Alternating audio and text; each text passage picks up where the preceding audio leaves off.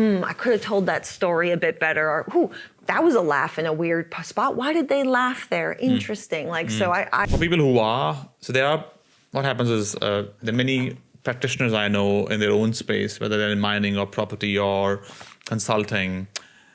They come to the middle of their career and then they think that they have stronger views and then they want to transition into more keynote speaker roles.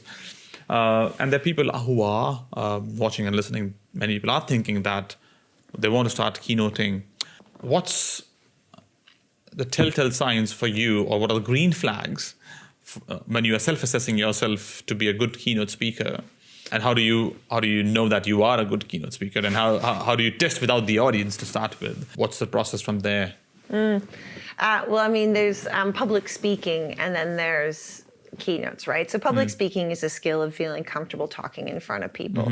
That's something you can develop. Start with your friends. Start with even just recording yourself and watching it back. I record all of my presentations and watch it back like it's a sports match, like a game tape, like pause. I could have told that story a bit better, or, that was a laugh in a weird spot. Why did they laugh there? Interesting. So I do quite a strong analysis afterwards. Again, that's when you're a bit more advanced. So first, public speaking, just get comfortable talking in front of people. When it comes to a keynote, there's the idea and there's the experience, right? So do you have a good idea? And an idea should be said in 10 words or less, one sentence, right? Conversations are cultural infrastructure. That's the current idea that I'm speaking on. It says the whole thing right there. And so there's a clarity and a succinctness. And then, of course, you have stories and facts and models and frameworks to support that, but getting a clarity of idea creates a strong keynote. And on the other side is then that experience. So what essence of yourself do you bring to that?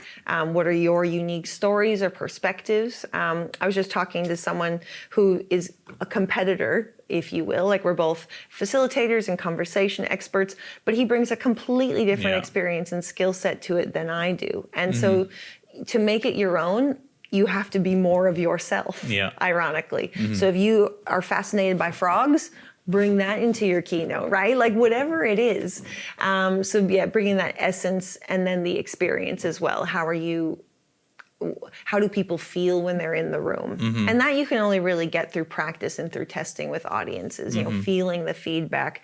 And bless you, I just want a disclaimer. Some audiences are hard, right? You leave a keynote and be like, oh man, that sucked. Sometimes it's not you. Sometimes the room is cold. Other times, some audiences, they feel really flat. And then afterwards you get rave reviews, right? So audience is important to listen to, but take in all the data points,